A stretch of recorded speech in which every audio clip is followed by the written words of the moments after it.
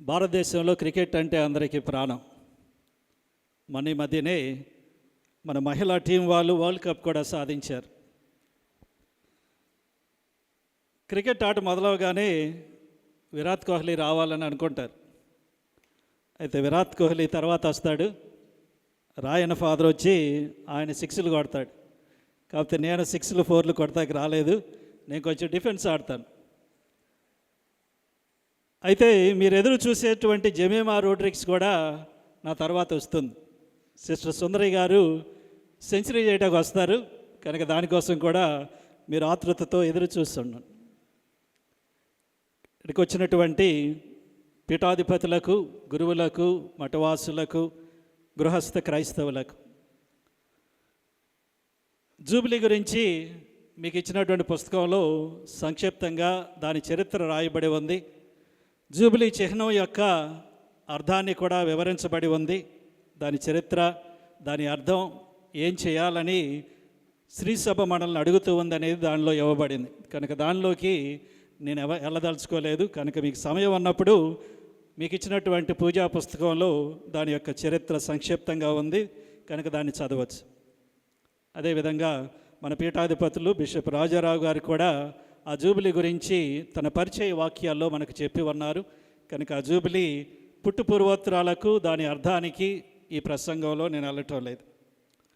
నాకు ఇచ్చినటువంటి అంశం మీరు ఈ తెర మీద చూస్తున్నట్లుగా ఆంధ్ర రాష్ట్రంలో సహయాత్రిక శ్రీసభ ఆశయాలు, లక్ష్యాలు. అయితే ఇది పైన చొక్కా మాత్రమే, టైటిల్ ఇది పెట్టారు, కానీ నేను మాట్లాడవలసినటువంటి అంశాలు వేరుగా ఉన్నాయి. కనుక నన్ను మాట్లాడమని అడిగినటువంటి అంశాలు ఇవి. కనుక టైటిల్ ఆ విధంగా ఇచ్చినా కానీ నేను ఈ 4 విషయాల గురించి మాట్లాడాలని ఆర్గనైజింగ్ కమిటీ వాళ్ళు చెప్పారు. కనుక నేను ప్రాంతీయ శ్రీసభ గణాంకాలు, దాని చరిత్ర గురించి మాట్లాడాలి. అదేవిధంగా విశ్వ శ్రీసభ ప్రాంతీయ శ్రీసభ నుండి ఏం కోరుతుందో మాట్లాడాలి. అదేవిధంగా ప్రాంతీయ శ్రీసభ సువార్త ప్రచారంలో డిజిటల్ మీడియా వినియోగాన్ని ఎలా చేయాలో మాట్లాడాలి. అదేవిధంగా ప్రాంతీయ శ్రీసభ దైవార్చనలో అవసరమైన సంస్కరణలు కూడా మాట్లాడాలి. సమయం కొద్దిగా ఉంది కనుక ఇవన్నీ కూడా మాట్లాడటానికి అంత ఎక్కువగా సమయం లేదు. అయినా క్లుప్తంగా దీనికి న్యాయం చేసే ప్రయత్నాన్ని చేస్తాను. ఎంతవరకు సఫలీకృతం అవుతుందో తెలియదు. అయితే ఈ అంశాలన్నింటినీ కూడా చర్చించేటువంటి ప్రయత్నాన్ని చేస్తాను. మొట్టమొదటిగా మన యొక్క శ్రీసభ, స్థానిక శ్రీసభ యొక్క గణాంకాల గురించి. మన శ్రీసభ యొక్క గణాంకాలకు వెళ్ళే ముందు కొంచెం చరిత్రను మనం గమనించినట్లయితే, ఈ విజయవాడకు 60 కిలోమీటర్ల దూరంలో మచిలీపట్నం ఓడరేవు అనేది ఉంది. అయితే ఈ మచిలీపట్నంలో ఉన్న ఓడరేవు క్రీస్తు పూర్వం 3వ శతాబ్దం నుంచే వర్తక వాణిజ్యాలకు బాగా ప్రసిద్ధి చెందినటువంటి ఓడరేవుగా చరిత్ర చెప్తూ ఉంది. ఇక్కడకు విదేశాల నుంచి కూడా వర్తకులు వచ్చేవాళ్ళని, కనుక ఈ చరిత్ర ప్రకారం విదేశాల నుంచి కూడా వర్తకులు వచ్చారు కనుక ఖచ్చితంగా క్రైస్తవ వర్తకులు కూడా ఈ ఓడరేవుకు వచ్చి ఉంటారని, ఆ విధంగా ఆది శతాబ్దాల నుంచే 1, 2, 3, 4, 5 శతాబ్దాలలోనే ఖచ్చితంగా ఈ ఓడరేవులో క్రైస్తవులు అనేవాళ్ళు తప్పకుండా ఉండి ఉంటారని కొంతమంది చరిత్రకారులు చెప్తూ ఉన్నారు. ఇక పాశ్చాత్య మిషనరీల సువార్థీకరణ మన తెలుగు శ్రీసభలో గమనించినట్లయితే 1931వ సంవత్సరంలో 22వ యోహాను జగద్గురువులు భారతావనిలో ప్రప్రథమ లతీను పీఠాధిపతిగా పరిగణించబడే ఫ్రాన్సు దేశస్థుడైన డొమినికన్ బిషప్ గారు యోర్దానిస్ కథలానీ గారి ద్వారా అందించిన లేఖల్లో మచిలీపట్నంలో ఉన్న కథోలిక సంఘానికి కూడా ఒక సందేశాన్ని పీఠాధిపతి ద్వారా ఆయన అందించినట్లుగా కొన్ని చోట్ల చరిత్రలో మనకు కనబడుతుంది. దీనిని బట్టి కోస్తాంధ్ర పాశ్చాత్య మిషనరీలు రావటానికి ముందే కథోలిక సంఘాలు ఈ ప్రాంతంలో మనుగడలో ఉన్నట్లుగా మనకు ఛాయలు కనబడుతూ ఉన్నాయి. ఇకపోతే 1641వ సంవత్సరంలో ఇటాలియన్ థియేటైన్ గురువు ఫ్రాంచెస్కో మాంకో గారు గోల్కొండ సామ్రాజ్యాన్ని సందర్శించి మచిలీపట్నంలో తన పరిచర్యను ఆరంభించి కథోలిక సంఘాన్ని స్థాపించారు.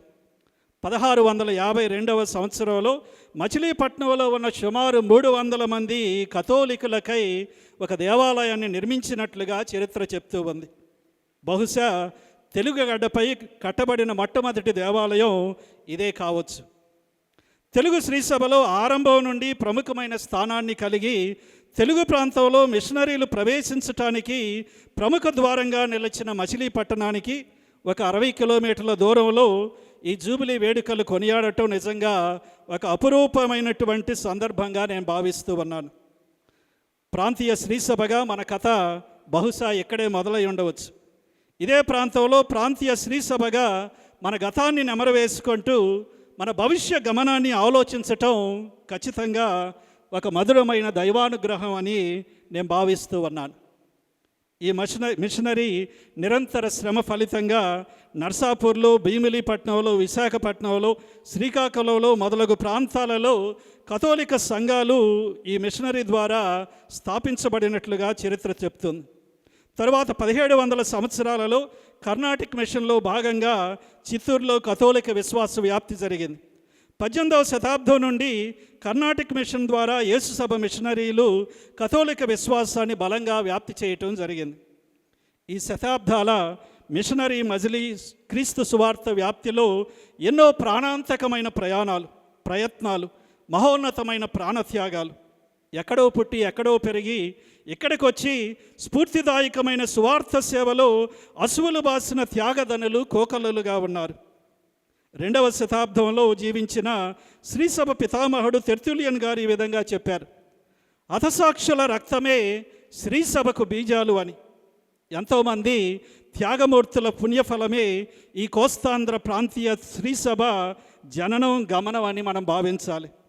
అగస్టినియలు, థియటైన్స్, ఫ్రాన్సిస్కన్స్, జెస్యూట్స్, మిల్హిల్ మిషనరీసు, పీమే మిషనరీసు, వివిధ దైవాంకిత మఠాలకు చెందినవారు కోస్తాంధ్రలో చేసిన త్యాగమయమైన పరిచర్య వల్లే ఇక్కడ కథోలిక విశ్వాసం దృఢంగా నాటబడింది.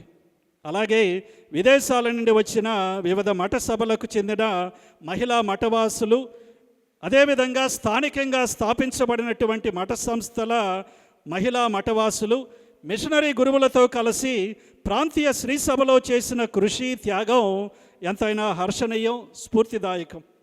ఇక మన ఉపదేశులు ప్రాంతీయ శ్రీసభలో ఆరంభం నుండి నేటి వరకు చేస్తున్న అలుపెరగని నిరంతర సేవ శ్రీసభను ఎలాంటి ఉన్నత స్థితికి చేర్చిందనడంలో ఏమాత్రం సందేహం లేదు. కనుక వీరందరికీ కూడా సభాముఖంగా ధన్యవాదాలు చెల్లిస్తూ ఉన్నాను. ఇది మన యొక్క గత చరిత్ర. అయితే ప్రస్తుతం మన యొక్క శ్రీసభ ఉన్నటువంటి పరిస్థితి ఏమిటి? కనుక ప్రస్తుత గణాంకాలు కొంచెం మనం చూసినట్లయితే ఈ యొక్క ఆంధ్ర శ్రీసభకు పెద్ద కూతురు విశాఖపట్నం. కనుక విశాఖపట్నం 1850లో అపోస్తలిక్ వికారియేట్గా, 1886లో మేత్రాసనంగా స్థాపించబడింది. ప్రస్తుతం అక్కడ ఉన్నటువంటి కథోలికులు 114,743, గురుమండలాలు 82, పీఠ గురువులు 92, మఠ గురువులు 96, మఠ సహోదరులు 2, మహిళా మఠవాసులు 516, ఉపదేశులు 421. దాని తరువాత స్థాపించబడిన కథోలిక పీఠం నెల్లూరు కథోలిక పీఠం 1926లో స్థాపించబడింది. కథోలికులు 110,000, గురుమండలాలు 94, పీఠ గురువులు 182, మఠ గురువులు 30, మహిళా మఠవాసులు 260, ఉపదేశులు 260. దీని తర్వాత స్థాపించబడిన కథోలిక పీఠం విజయవాడ కథోలిక పీఠం 1933లో మిస్యోసూయి యూరిస్గా స్థాపించబడి 1937లో మేత్రాసనంగా స్థాపించబడింది. ప్రస్తుతం 3,80,863 కథోలికులు, 104 గురుమండలాలు, పీఠ గురువులు 192, మఠ గురువులు 134, మఠ సహోదరులు 38 మంది, మహిళా మఠవాసులు 968, ఉపదేశులు 610 మంది. దాని తరువాత స్థాపించబడిన కథోలిక పీఠం గుంటూరు కథోలిక పీఠం. ఇది 1940లో స్థాపించబడింది. ప్రస్తుతం కథోలికులు 5,22,320, గురుమండలాలు 108, పీఠ గురువులు 179, మఠ గురువులు 92, మఠ సహోదరులు 20, మహిళా మఠవాసులు 708, ఉపదేశులు 440. దాని తరువాత ఏలూరు కథోలిక పీఠం 1977లో విజయవాడ నుంచి వేరు చేయబడి పీఠంగా స్థాపించబడింది. ప్రస్తుతం కథోలికులు 3,80,058, గురుమండలాలు 126, పీఠ గురువులు 163, మఠ గురువులు 153, మఠ సహోదరులు 18, మహిళా మఠవాసులు 775, ఉపదేశులు 630. ఇక చివరిగా మన యొక్క ప్రాంతీయ శ్రీ సభకు చిన్న కూతురు శ్రీకాకుళం పీఠం. ఇది 1963లో పీఠంగా స్థాపించబడింది. ప్రస్తుతం 90,000 మంది కథోలికులు, 42 గురుమండలాలు, 57 పీఠ గురువులు, 24 మఠ గురువులు, 5 మఠ సహోదరులు, 105 మహిళా మఠవాసులు, 236 ఉపదేశులు ఉన్నారు. అయితే ఈ గణాంకాలన్నీ ఒకచోట చేర్చి చూస్తే ఆంధ్ర కోస్తాంధ్ర శ్రీసభ యొక్క గణాంకాలు ఈ విధంగా ఉన్నాయి. కథోలికులు 15,17,894, 556 గురుమండలాలు, 865 పీఠ గురువులు, 529 మఠ గురువులు, 83 మఠ సహోదరులు, 3,332 మహిళా మఠవాసులు, 2,597 ఉపదేశులు. ఈ విధంగా ఎన్నో శతాబ్దాల క్రితం ఆరంభమైన శ్రీసభ నేడు ఎంతో గొప్పగా విరాజిల్లుతూ ఉంది. అయితే గతాన్ని నెమరవేసుకుంటూ ప్రస్తుతం ఉన్నటువంటి శ్రీసభ స్థితిని చూసే మనం కొన్ని ప్రశ్నలు మనలను మనం అడుక్కోక తప్పదు. ఏ వ్యక్తికైనా వ్యవస్థకైనా ఆరంభం ముఖ్యం. తెలుగు ప్రాంతీయ శ్రీసభ పునాదులు, తొలి అడుగులు చాలా ముఖ్యమైనవి. 15-16 శతాబ్దాల కాలంలోనే తెలుగు ప్రాంతంలో కథోలిక బీజాలు నాటబడ్డాయని చెప్పబడుతున్నా ఈ ఆరంభ దశ గురించి ఇంకా సరి అయిన నిర్దిష్టమైన చరిత్ర అవగాహన లోపం కనబడుతుంది. ప్రాంతీయ శ్రీసభగా తన పుట్టు పూర్వాత్రాల గురించి సమగ్రమైన పరిశోధన చేసి ఒక ఖచ్చితమైన ఆరంభ చరిత్రను రూపొందించవలసిన ఆవశ్యకత ఎంతైనా ఉంది. మన మూలాల గురించి సరైన అవగాహన మన గమనానికి తప్పనిసరి అవుతుంది. తెలుగు శ్రీసభ 10ల నుంచి 100లకు, 100ల నుంచి 1000కు, 1000 నుంచి లక్షలకు చేరుకోవటం ఆనందదాయకం. ఇది మహోన్నతమైన అభివృద్ధి కాకపోయినా హర్షించదగ్గ అభివృద్ధి అని చెప్పక తప్పదు. ఆంతియోకుపురి ఇన్యాసి గారు అన్నట్లుగా కేవలం క్రైస్తవుడిగా పిలువబడటం నా ఆశ కాదు, క్రైస్తవుడిగా ఉండటం నా ఆకాంక్ష అని ఆయన అన్నారు. కోస్తాంధ్రలో 15 లక్షల పైగా ఉన్న కథోలికులుగా మనం కేవలం కథోలికులుగా పిలువబడటంలోనే ఉన్నామా లేక కథోలికులుగా ఉన్నామా అని ఆలోచన ఈ సమయంలో చేయాలి. కథోలిక పేరులో ఉన్నామా లేక కథోలికత్వం మనలో ఉందా అనే ప్రశ్న ముఖ్యమైన ప్రశ్న అవుతుంది. సంఖ్యాబలం యథార్థ బలం కాకపోవచ్చు. క్రీస్తు తన సువార్త వ్యాప్తికై, తన దైవరాజ్య స్థాపనకై 1000 మందిని ఎన్నుకోలేదు, కేవలం 12 మందిని ఎన్నుకున్నారు. అది కూడా అనామకులైన సామాన్యులను, జాలరులను ఆయన ఎన్నుకున్నారు. శ్రీసభ యథార్థ బలం క్రీస్తు. శ్రీసభ మన క్రీస్తులో ఎంత నాటుకొని విశ్వసనీయంగా ఆయన పవిత్ర దేహంగా రూపొందితే అంత ఎక్కువగా శ్రీసభ బలమైనది అని మనం చెప్పవచ్చు. సంఖ్య కంటే నాణ్యత ప్రధానం. ఎన్ని లక్షల కథోలికులు మన మేత్రాసనంలో ఉన్నారు, ఎన్ని వేల మంది కథోలికులు మన విచారణలో ఉన్నారు అన్నది ప్రధానం కాదు. ఎంతమంది నిజమైన క్రీస్తు సాక్షులుగా జీవిస్తున్నారన్నది ముఖ్యం. ఎంతమంది కథోలికులు ఉన్నారన్నది కాదు, ఎంత కథోలికత్వం మనలో ఉన్నదన్నది ముఖ్యం. వేమన మహర్షి చెప్పినట్లుగా గంగిగోవు పాలు గరిటెడైనను చాలు, కడివెడేమనేమి కర్మపాలు అని. వేమన మహర్షి చెప్పినట్లుగా నామమాత్రపు కథోలికులు కాదు, నాణ్యమైన కథోలికులు కావాలి. లక్షల సంఖ్యలో ఉన్న ప్రాంతీయ శ్రీసభ కథోలికులు లక్షణమార వారై కథోలిక విశ్వాసాన్ని విలక్షణమైన రీతిలో జీవించినప్పుడే నిజమైన బలాన్ని ఈ ప్రాంతీయ శ్రీసభ సాధించగలుగుతుందని మనం గుర్తించి కథోలిక శ్రీసభ జీవన నాణ్యతను పెంచే ప్రయత్నాన్ని చేయాలి. బహుశా మౌలిక సంఘాల వ్యవస్థను వ్యాపింపచేసి బలపరచటం ఈ నాణ్యతను పెంచే మార్గంలో ఒక ప్రధాన సాధనం కావచ్చు. అదేవిధముగా శతాబ్దాల చరిత్రలు కలిగి లక్షల సంఖ్యలో ఉన్న కథోలికల్లో ఎంతమంది ఐఏఎస్ ఐపీఎస్లు ఉన్నారు? ఎంతమంది సివిల్ సర్వీసెస్లో ప్రభుత్వ పాలనా వ్యవస్థల్లో ప్రవేశించగలిగారు? ఎంతమంది రాష్ట్ర రాజకీయాల్లో ఎదిగారు? ఎంతమంది ఆర్థిక వ్యవస్థలో తమ సత్తా చాటగలిగారు? ఎంతమంది సమాజ సేవల్లో తమదైన ముద్ర వేయగలిగారు? ఈ రంగాలన్నిటిలో మన తెలుగు కథోలికులు ఎలా ప్రవేశించాలి, ఎలా రాణించాలి అని ఆలోచించి ఆ దిశలో ప్రణాళికలు రచించి అమలు చేయాలి. ఇలాంటి రంగాలలో ప్రవేశించాలని ప్రయత్నించే యువతను ప్రోత్సహిస్తూ వారికి తగిన ఆర్థిక సహాయాలను కూడా మనం అందించాలి. ప్రాంతీయ శ్రీసభ ఇంకా లౌకిక సమాజానికి దూరంగా తన చుట్టూ ఉన్న ప్రపంచానికి తనది కాదన్నట్లుగా మనుగడ సాగిస్తుంది. ఎలా కథోలిక విశ్వాస ప్రాభవాన్ని ప్రాంతీయ సమాజంలో ప్రకాశింపచేయాలి అని ఆలోచన చేయాలి. రెండవ వాటికన్ మహాసభ గ్రంథం అన్నట్లుగా ఆధునిక ప్రపంచంలో శ్రీసభ అనే గ్రంథం 1వ సంఖ్య ఈ విధంగా చెప్తుంది: లోకశ్రేయం శ్రీసభ శ్రేయం, మానవ దుఃఖం శ్రీసభ దుఃఖం. లోకంలోని మానవులకు మంగళకరమైన విషయాన్ని శ్రీసభకు ఆనందాన్ని కలిగిస్తాయి. మానవుల దుఃఖానికి కారకమైన ఈతి బాధలు, యుద్ధ బీభత్సాలు, ఘోర విపత్తులు శ్రీసభ హృదయాన్ని కలచివేస్తాయి, కంటతడి పెట్టిస్తాయి. కనుక స్థానిక శ్రీసభ స్థానిక లౌకిక సమాజంతో మమేకమై స్వార్థ సంస్కృతితో సమాజాన్ని పవిత్రీకరించే ప్రయత్నాన్ని తప్పకుండా ఈ కాలంలో చేయాలి. ప్రాంతీయ శ్రీసభలో లక్షల్లో కథోలికులు, దాదాపుగా 1500 గురువులు, 3500 దాకా సిస్టర్సు, 2500 దాకా ఉపదేశులు, వేలల్లో విద్యా సంస్థలు, వందల్లో ఆరోగ్య సంస్థలు, చాలా సేవా సంస్థలు ఉన్నాయి.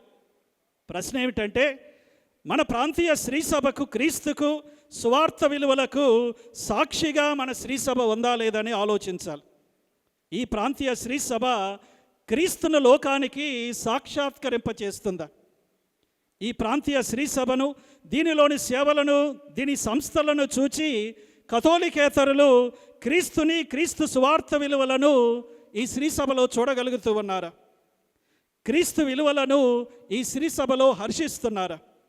మన సమాజం ఈ కథోలిక శ్రీసభ మన మధ్యలో ఉండటం మంచిదనుకుంటున్నారా, లేక ఎందుకు ఈ సభ మన మధ్యలో ఉందని అనుకుంటున్నారని ఆలోచించక తప్పదు. ప్రాంతీయ శ్రీసభలో చాలా వరకు కథోలిక జీవనం ఒక శతాబ్ద కాలం దాటుతూ ఉంది. శతాబ్ద కాలం దాటుతున్న శ్రీసభగా మనం ఎటువైపు పయనిస్తూ ఉన్నాం? ప్రాంతీయ శ్రీసభగా మన బలం ఏమిటి, మన బలహీనత ఏమిటి? మన బలహీనతలను అధిగమించటానికి ఎలాంటి ప్రణాళికలు రచిస్తూ ఉన్నాం? మన బలాన్ని రెట్టింపు చేసుకోవటానికి ఎలాంటి ప్రణాళికాబద్ధమైనటువంటి కృషిని మనం చేస్తున్నాం? శ్రీసభగా మన గమనానికి ఎప్పటికప్పుడు బేరీజు వేసుకుంటూ అవసరమైనటువంటి మార్పులు చేస్తున్నామా లేదని ఆలోచించవలసిన సమయం ఇదని నేను అనుకుంటూ ఉన్నాను. ఇక రెండవ అంశంలోనికి మనం వెళ్ళినట్లయితే, రెండవ అంశం శ్రీసభ ఈ సమయంలో మనల నుంచి ఏం కోరుతూ ఉంది? మనందరికీ తెలిసినట్లుగా ఈ జూబిలీ ఎప్పుడో 4 సంవత్సరాల క్రితం ఆరంభమైనటువంటి సహయాత్ర శ్రీసభ సినడల్ జర్నీలో భాగంగా దీన్ని మనం కొనియాడుతూ ఉన్నాం. కనుక ఈ జూబిలీ కూడా అటువంటి సహయాత్ర శ్రీసభ వైపు మనందరినీ కూడా నడిపించాలి. అయితే ఈ సహయాత్ర శ్రీసభ అంటే ఏమిటి? ఈ సహయాత్ర శ్రీసభ సినడాలిటీ అనేటువంటి అంశం ఈ మధ్యనే ప్రాచుర్యంలోనికి వచ్చిన ఇది ఆరంభం నుంచి ఉన్నటువంటి అంశంగా మనం గుర్తించాలి. ఉదాహరణకు సృష్టిలోనే ఆ సహయాత్ర పయనం మనకు కనబడుతుంది. దేవుడు సృష్టిని చేసి సృష్టితో పాటు నడవాలనుకున్నాడు. అదేవిధంగా మానవుణ్ణి చేసినప్పుడు ఆదాము అవను చేసి వారిని కలిసి నడవమన్నాడు. అంతేకాకుండా వారిని సృష్టితో కలిసి నడవమని సహపయనం చేయమని చెప్పాడు. కనుక సృష్టి ఆరంభంలోనే ఆ సహయాత్ర పయనం మనకి స్పష్టంగా కనబడుతుంది. అటు తర్వాత మనం గమనించినట్లయితే దాని తరువాత పాత నిబంధనలు నోవా ద్వారా, అబ్రహాము ద్వారా ఆ ప్రయాణం సహయాత్రగా ముందుకు నడిచింది. అటు తరువాత ప్రవక్తల ద్వారా, రాజుల ద్వారా దేవుడు ఎల్లప్పుడూ ప్రజలతో నడుస్తూ, వారిని నడిపిస్తూ, వారందరూ కూడా కలిసి తమ విశ్వాస ప్రయాణాన్ని చేసినట్లుగా మనందరికీ కనబడుతుంది. ఇజ్రాయేలు ప్రజలు ఎడారిలో 40 సంవత్సరాల పాటు వారు ప్రయాణం చేసినట్లుగా మనకు చూస్తూ ఉన్నాం. కనుక మనం చూసే ఆ 40 సంవత్సరాల ఎడారి ప్రయాణం ఒకరితో ఒకరు కలిసి చేసింది, దేవునితో కలిసి చేసిన సహవాస ప్రయాణం. అదేవిధంగా తరువాత ఇంకొంచెం ముందుకు మనం వెళ్ళినట్లయితే నూతన నిబంధనలో క్రీస్తు ప్రభు సహవాస ప్రయాణాన్ని చేశారు. ఆయన ఒక్కడే సువార్త బోధలో తిరగలేదు, ఆయన ఒక్కడే తన జీవితాన్ని జీవించలేదు. ఆయన ఆరంభం నుంచే తనకొక ఆయన అపోస్తలులను సమకూర్చుకున్నాడు. ఆయన ఇతరులతో కలిసే ప్రయాణించాడు, సువార్త పరిచర్య చేశాడు. ఆయనలో ఆ యొక్క సహవాస ప్రయాణం కొట్టొచ్చినట్లుగా ఆయనలో కనబడుతుంది. అదేవిధముగా యేసుప్రభు ఈ లోకానికి రావటం మనుష్యావతారం. ఈ మనుష్యావతారం కూడా సహవాస ప్రయాణాన్ని స్పష్టం చేస్తుంది. ఎక్కడో అల్లంత దూరానున్న దేవుడు మన మధ్యకు వచ్చాడు. ఎందుకంటే మనతో ఉండాలనుకున్నాడు, మనతో నడవాలనుకున్నాడు, మనతో ఆయన సహవాస ప్రయాణాన్ని కళ్ళకు కట్టినట్లుగా చేయాలనుకున్నాడు. అందుకే దూరంగా ఉండటం కాదు, నేను వీళ్ళ దగ్గరకు రావాలి, వీరిలో ఒకడిగా ఉండాలి, వీరిలాగా ఉండాలి, వీరితో కలిసి జీవనయాత్రను సాగించాలి అని ఆయన ఈ లోకంలో మనుష్యావతారం చెంది ఒక మనుష్యావతారునిగా మనతో పాటు ఆయన ఈ జీవనాన్ని, సహవాస ప్రయాణాన్ని చేశాడు. శ్రీసభను స్థాపించినప్పుడు ఆయన 12 మంది అపోస్తలులను ఎన్నుకొని కలిసి నడవమన్నాడు. ఆది క్రైస్తవ సంఘంలో కూడా కలిసి నడవటం, కలిసి చర్చించటం, కలిసి ఆలోచించటం, ఇదంతా కూడా మనం ఆది క్రైస్తవ సంఘాల్లో కూడా చూస్తున్నాం. అటుపోతే ఈ యొక్క అంశం తరువాత కాలంలో, ముఖ్యంగా మధ్యకాలంలో, మధ్య యుగాలలో కొంచెం వెనక్కి వెళ్ళిపోయింది. అయితే ఈ అంశాన్ని 2వ వాటికన్ మహాసభ మళ్ళీ వెనక్కి తీసుకొచ్చింది. ఈ 2వ వాటికన్ మహాసభ తిరుసభలో ఉన్న అంశాలను ఒక నూతన దృక్పథంలో చూడటం ఆరంభించింది. ఒక నూతనమైన ఊపిరిని, నూతన శ్వాసను మళ్ళీ ఈ సృష్టిలోనికి, తిరుసభలోనికి 2వ వాటికన్ మహాసభ తెచ్చిందని మనందరం కూడా గట్టిగా చెప్పాలి. అయితే ఈ సహవాత్ర శ్రీసభలో ఆ యొక్క అవగాహనలో 2వ వాటికన్ మహాసభ బోధనలో 2 అంశాలు ముఖ్యం. ఇది కొంచెం వెనక్కి వెళ్ళి, ఇది 2 అంశాలు ముఖ్యంగా లోమన్ జెన్సియం శ్రీసభ లోకానికి వెలుగు అనేటువంటి గ్రంథం శ్రీసభని 2 విధాలుగా చెప్తుంది. మొట్టమొదటిది, శ్రీసభ అనేది దైవ ప్రజలు. అప్పటి వరకు శ్రీసభని ఒక వ్యవస్థగా, సంస్థగా చూశారు.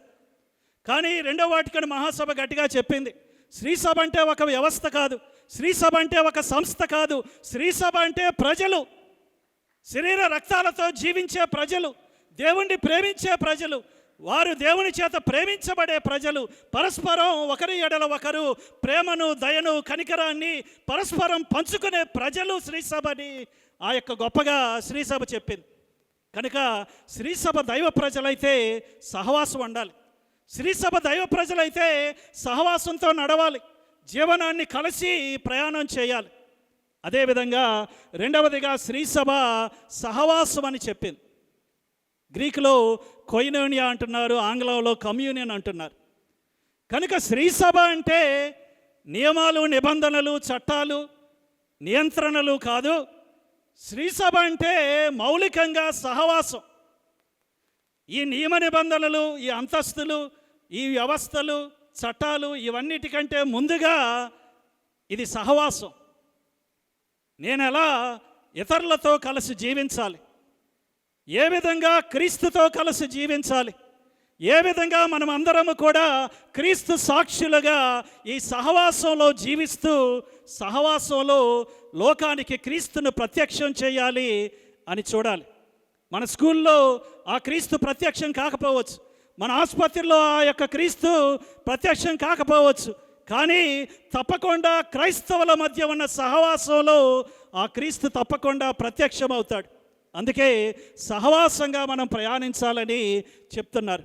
అందుకే శ్రీసభ ప్రజలతో చేయబడిన శ్రీసభ, శ్రీసభ సహవాసంలో నడిచే శ్రీసభ అని గొప్పగా ఆ యొక్క శ్రీసభ గురించి వాటికన్ మహాసభ బోధించింది.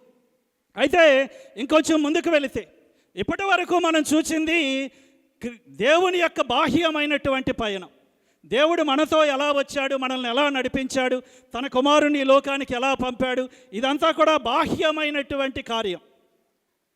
శ్రీసభ వేదాంతం ఇంకా ముందుకు వెళ్ళి చెప్పింది, ఇది బయట ఉన్నది కాదు, దేవునిలో ఉన్నది, దేవునికి బాహ్యంగా ఉండేది కాదు, దేవుని యొక్క స్వభావములోనే ఈ సహవాసం అనేది ఉంది. ఎందుకంటే దేవుడు త్రిత్వముగా ఉన్నాడు. పితా, పుత్ర, పవిత్రాత్మ ముగ్గురు వ్యక్తులు కూడా సహవాసంలో నిరంతరం ఉన్నారు. అందుకే ఈ సహవాస పయనం అనేది త్రిత్వం నుంచే వస్తుంది. వారి యొక్క ఆంతరంగిక జీవితం నుంచే ఆ సహవాస పయనం అనేది మనందరం కూడా స్పష్టంగా చూస్తున్నాం. అదే మన సహవాస పయనానికి మాతృక అని చెప్పింది. సహవాసులుగా పయనం చేయాలంటే ఇదిగో ఆ యొక్క త్రిత్వాన్ని మనం చూడాలి. వారు ఏ విధంగా ఉన్నారో మనం కూడా అలా ఉంటే మన సహవాస పయనం దేవుణ్ణి పోలి ఉంటుంది. మరొక ముఖ్యమైన అంశం, ఇక్కడ పితాపుత్ర పవిత్రాత్మ ముగ్గురు కూడా దేవుళ్ళే. అయినా ముగ్గురు వేరు వేరు వ్యక్తులైనా ముగ్గురు కూడా ఏకత్వంలో ఉన్నారు. వారి స్వభావంలో వారు ఏకంగా ఉన్నారు. వారి సేవా మార్గంలో వేరుగా ఉన్నారు. పితకుండే అంతస్తు పితకుంది, ఆయన చేసే పని వేరు. పుత్రుడికి ఉండేటువంటి అంతస్తు వేరు, పవిత్రాత్మకు ఉండేటువంటి కార్యం సేవ వేరు. ఈ ముగ్గురు కూడా వేరువేరుగా ఉన్నారు. అయినా కానీ వేరువేరుగా ఉన్న వీరు ఏకత్వంలో వారు ఐక్యంగా ఉన్నారు. సహవాస శ్రీసభ అంటే ఇది. పీఠాధిపతులు ఉండొచ్చు, గురువులు ఉండొచ్చు, మఠవాసులు ఉండొచ్చు, సామాన్య క్రైస్తవులు ఉండొచ్చు. అంతస్తులు వేరైనా, సేవా మార్గాలు వేరైనా అందరిలో కూడా ఉన్నది క్రీస్తు ప్రభువే. అందరూ కూడా ఆ యొక్క సహవాసంలో భాగస్థులే. ఆ సహవాస పయనం ఈ అంతరాలను ఛేదించి ఏకత్వంలో మనందరం కూడా కలిసి ఉండే విధముగా ఆ త్రిత్వం మనందరికీ నేర్పిస్తుందని చెప్పవచ్చు. ఇక్కడ కింద చూసినట్లయితే పీఠాధిపతులు కూర్చున్నారు, గురువులు కూర్చున్నారు, మఠవాసులు కూర్చున్నారు, సామాన్య క్రైస్తవులు కూర్చున్నారు. ఇదే సహవాస పయనం. ఈ విధంగా కలిసి కూర్చున్నంత మాత్రాన పీఠాధిపతుల అంతస్తు ఏం పోవటం లేదు. ఈ విధంగా కలిసి కూర్చున్నందువలన గురుత్వం ఏమీ తగ్గిపోవట్లేదు. ఈ విధంగా కలిసి కూర్చున్నందువల్ల మఠవాసుల యొక్క అంకితభావం ఏమీ పోవటం లేదు. ఎవరి స్థానం వారికి ఉంటుంది, ఎవరి ప్రత్యేకత వారికి ఉంటుంది. అయినా కానీ కలిసి మనం ప్రయాణం చేయవచ్చు. సహవాసులుగా ఆ దేవుని యొక్క ప్రయాణాన్ని మనం తప్పకుండా మన జీవితాల్లో చేయవచ్చు.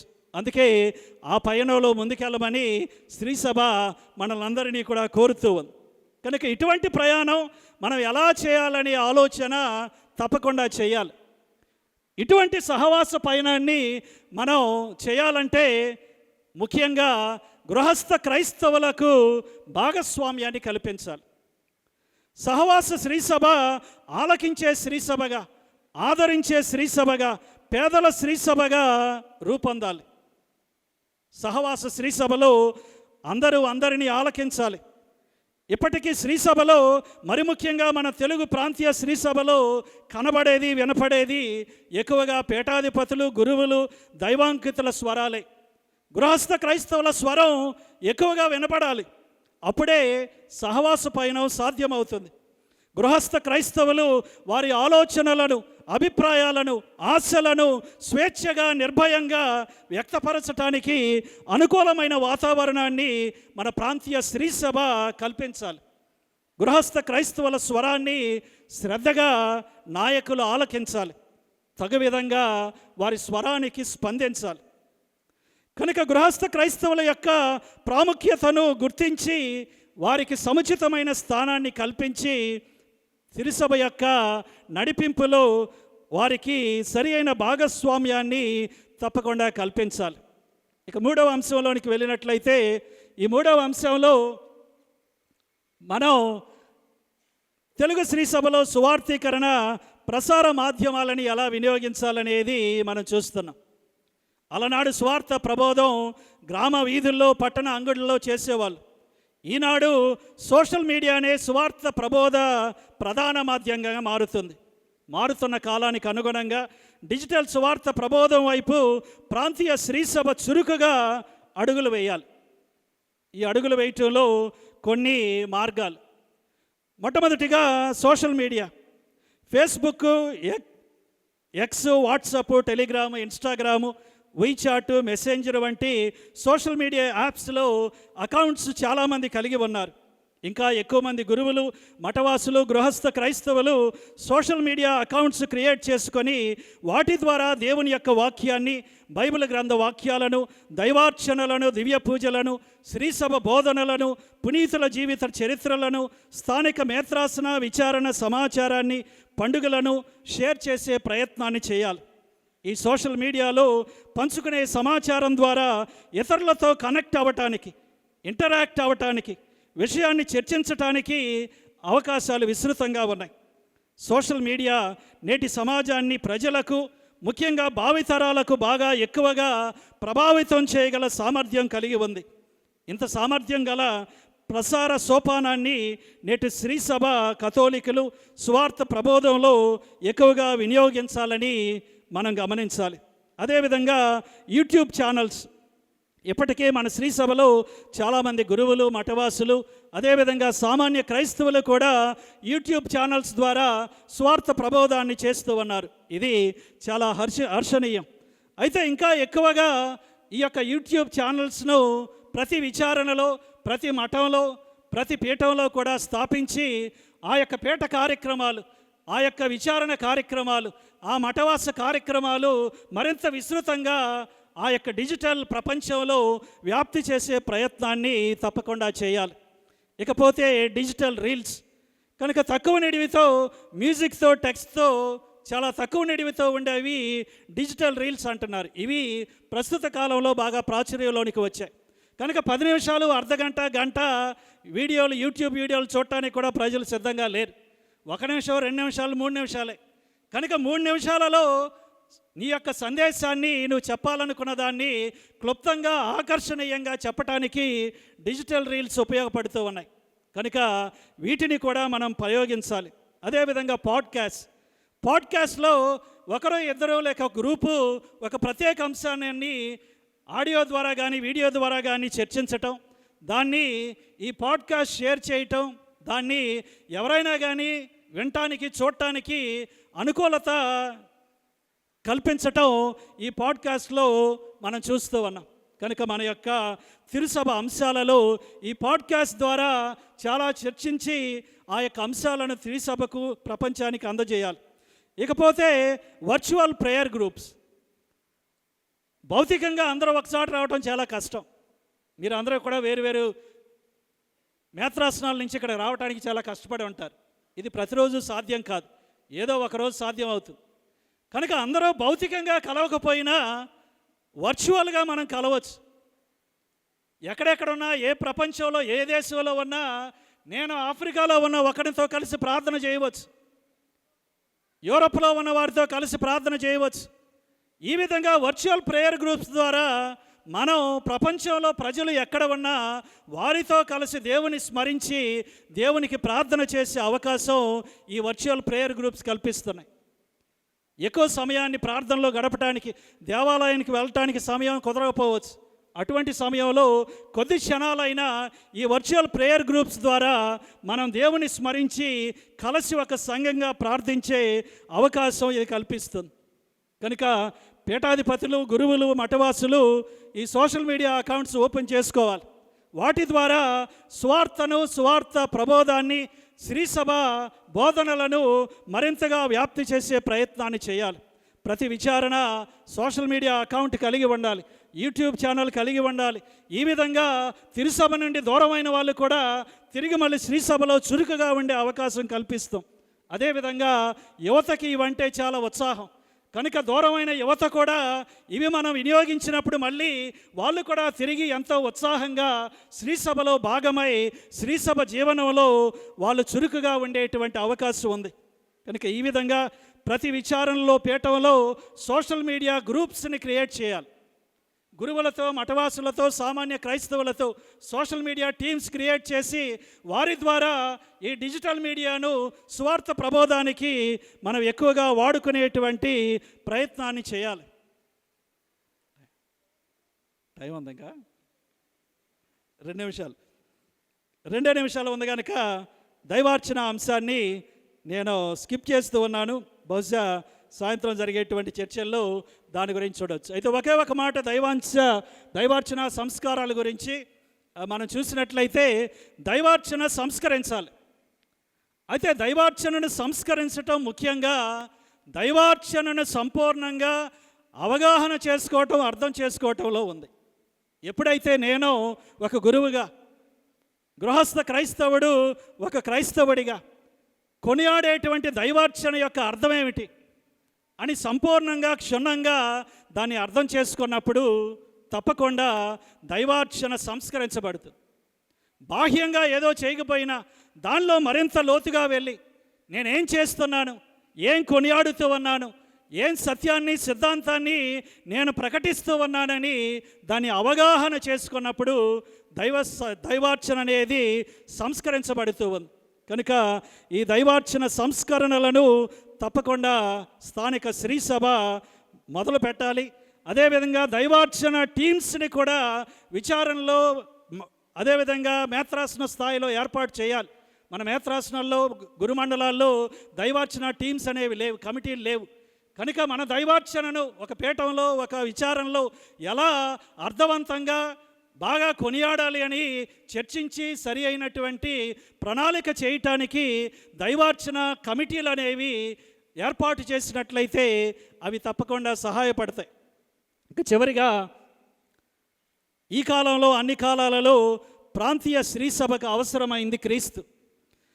2013లో ప్రకటించిన సువార్తానందం అనే తన విశ్వలేఖలో ఫ్రాన్సిస్ పోప్ గారు, కొంచెం ముందుకు వెళ్తా స్లైడ్స్, మీరు మరోమారు యేసుక్రీస్తు ప్రభువుని వ్యక్తిగతంగా కలుసుకునే ప్రయత్నాన్ని చేయండి. కనీసం మిమ్మల్ని కలుసుకుని మీతో సాన్నిహిత్యాన్ని పెంచుకునే అవకాశాన్నైనా ఆ ప్రభువుకు కల్పించండి. అవును, ప్రభువును కలుసుకోండి, తెలుసుకోండి, ఈ పనిని ప్రతిరోజు చేయండి అని ప్రాంతీయ తెలుగు శ్రీసభ పీఠాధిపతులుగా, గురువులుగా, దైవాంకితులుగా, గృహస్థ క్రైస్తవులుగా ప్రతిరోజు క్రీస్తుని కలుసుకునే ప్రయత్నాన్ని మన విధిగా చేయాలి. మన దైవార్చన ద్వారా, ప్రత్యేకంగా దివ్య పూజా బలి ద్వారా, దివ్య వాక్కు ద్వారా, దైవ సంఘం ద్వారా క్రీస్తును ప్రతిరోజు కలిసే ప్రయత్నాన్ని మనందరం కూడా చేయాలి. కనుక ఈ జూబిలీ కాలంలో, ఏ కాలంలోనైనా, ఏ యుగంలోనైనా మనందరికీ కావాల్సింది ఒకటి. మొదటిది క్రీస్తు, రెండవది క్రీస్తు, మూడవది క్రీస్తు, మిగతావన్నీ కూడా తర్వాతే. అన్నిటికంటే ముఖ్యంగా కావలసింది క్రీస్తు ప్రభు. కనుక క్రీస్తు ప్రభు మనకు కావటం అంటే ఏమిటి? క్రీస్తు ప్రభు ఆనందాన్ని సూచిస్తున్నాడు. మనం జీవిస్తున్న శ్రీసభ మనుగడ సమాజంలో ఉంది. పేదరికంతో, అనారోగ్యంతో, అశాంతితో ఎంతోమంది పీడితులుగా ఉన్నారు.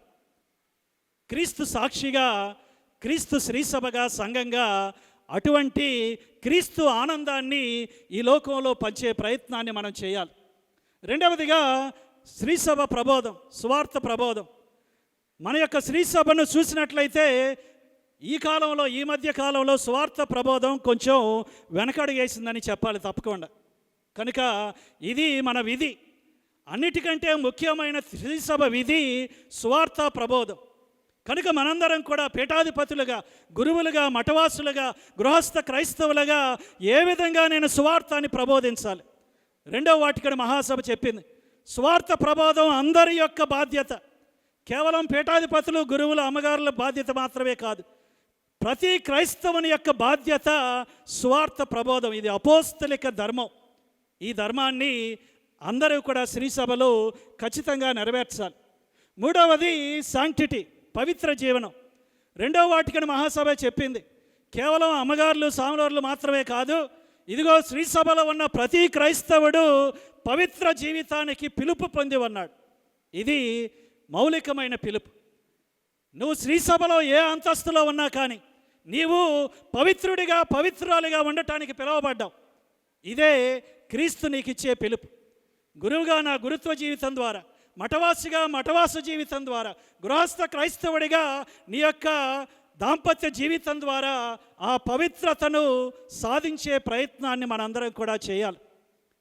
తరువాత ఐక్యత. శ్రీసభలో ఐక్యత అనేది ఉండాలి. కులం ద్వారా, భాష ద్వారా,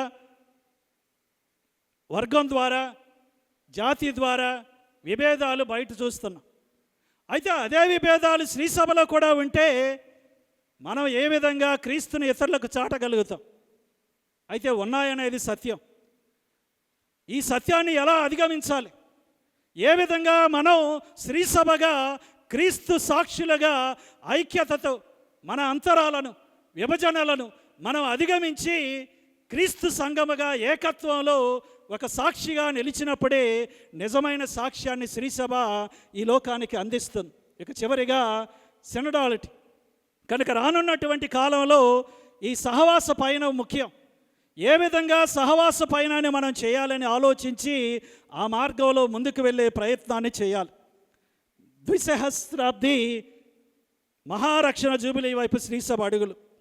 2025 ముగింపు కాదు, ఇది ఒక ఆరంభం.